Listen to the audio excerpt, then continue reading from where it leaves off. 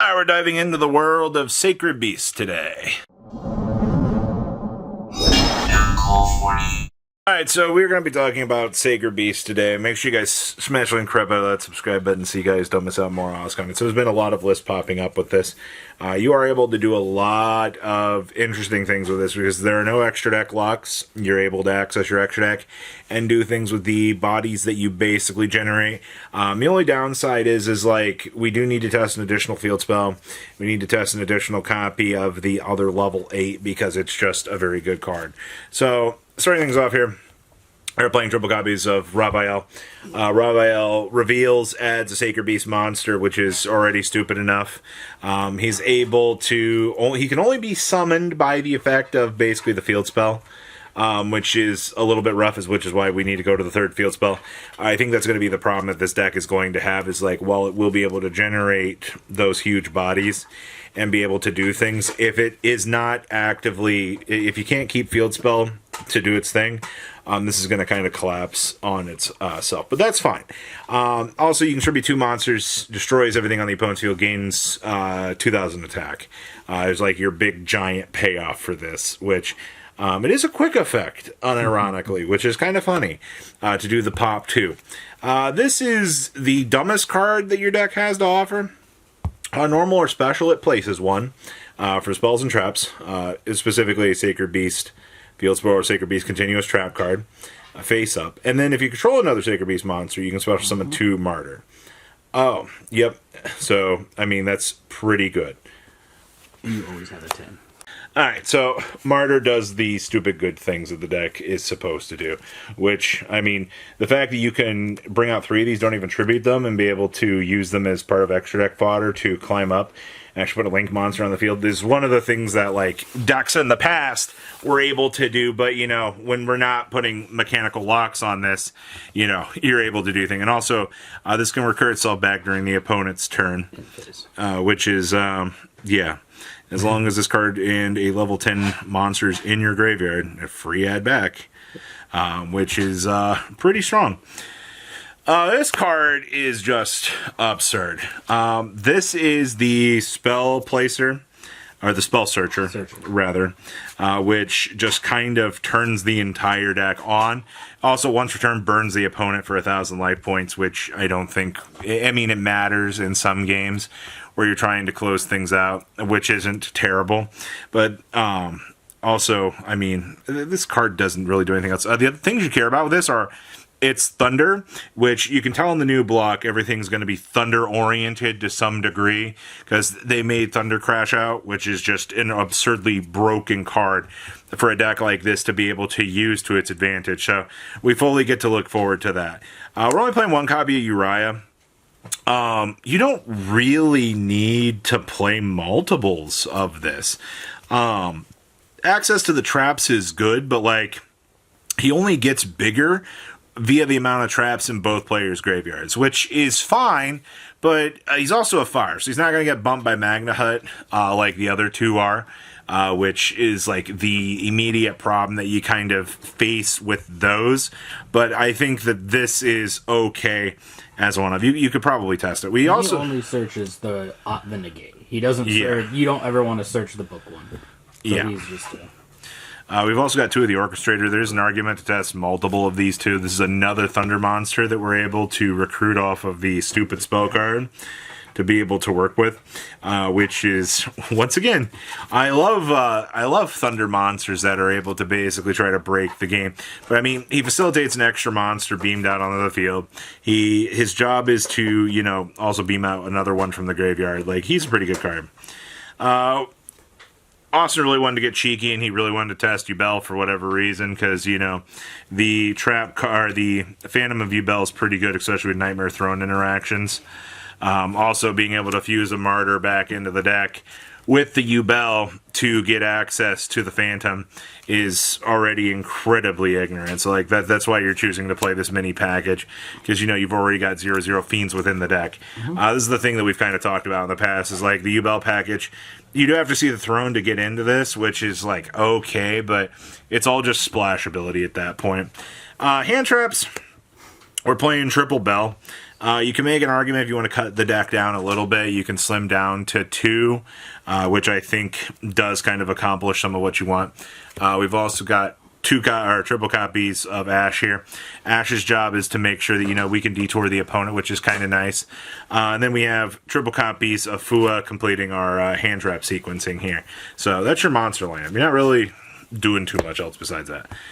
We also have triple copies of this stupid card.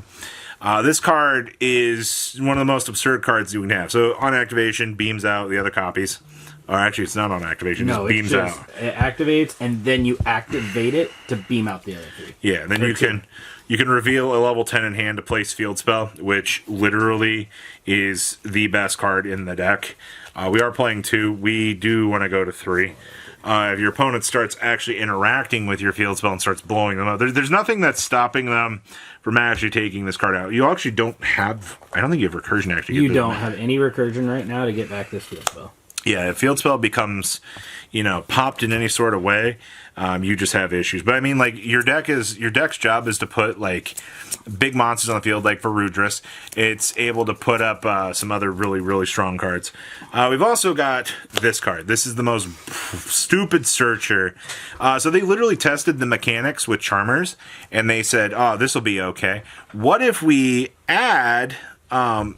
Search 3, discard 2, and then we just give you the ability to massively tutor. Add 3, discard 2 is fine because all the Sacred Beasts then turn on to the deck. It's a Searcher and the Searcher. You just die to Droll and Lockbird. That does search Orchestrated, which then you could discard the Orchestrated to get the Orchestrated's effect. Yeah, which... Which, like, what?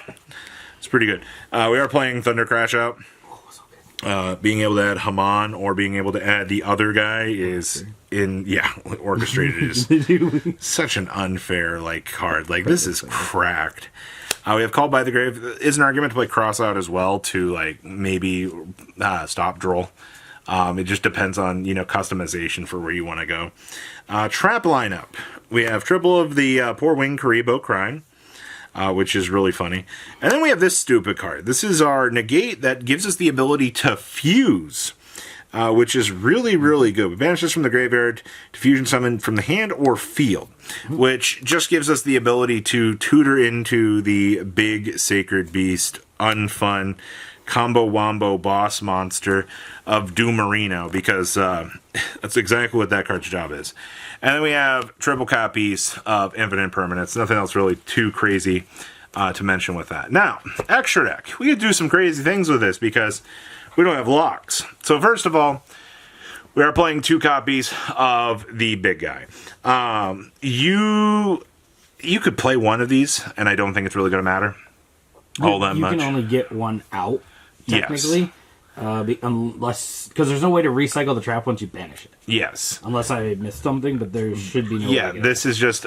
one is probably going to be the way to go. I think the reason why we're choosing to play 2 is because, if you go into, an extra deck rip, that's fine. We are also playing some funny haha interactions. So we are playing the Link Karibo here to be able to do things. We do have the 1 Reaperdocus. So Reaperdocus is able to turn something into a Thunder if you've applied the Haman effect to this turn. To turn into this really funny card. Being able to rotate into Colossus is such a stupid thing that this deck actually is able to do. But hey, it's okay. That's why we have the cool options. We are playing the IP. This is another option to toggle into with the SP. This is pretty normal for your interactions to be able to do things. We have 1 Relinquished Anima here to be able to make sure that you can suck up something if you need. We are playing the Phantom of Yubel. This is pretty straightforward. We're playing the mini package. Like I said, obviously, the Yubel package is supposed to be there for tutorability. You use the Nightmare Throne to search into this. You could cut this, just play the Nightmare Throne to search for the Martyr as another starter to be able to play the game, which I think might actually be a better call. We are playing 1 Varudris. Good card. Good card. Gustav to ping, bigger train to do battle damage if need be. We do play the other train as a consideration to be able to play. This card actually is just kind of like a little finisher. It's also 5k, which does kind of matter. And then we play Typhoon to kind of complete the little train package to kind of be able to clean up problems from the opponent. And then we do play one Typhoon. I will say, this deck is pretty strong.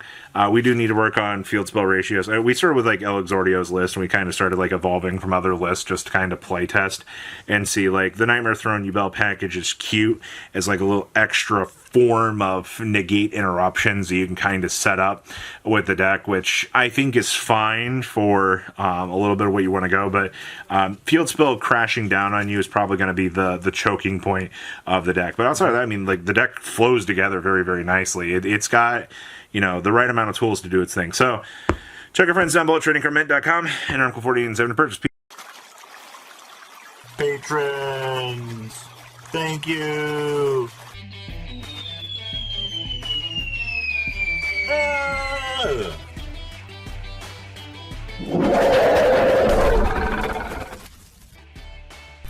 Thank you so much for watching. Check out these other videos.